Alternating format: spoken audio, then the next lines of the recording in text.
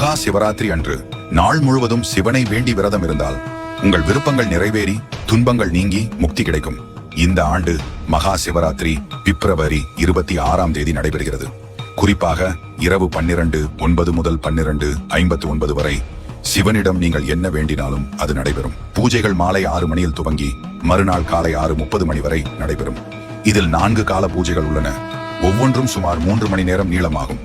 இதில் மிக முக்கியமானது 3ஆம் கால பூஜை. இது நள்ளிரவு 12 மணியில் துவங்கி அதிகாலை 3 மணி வரை நடைபெறும்.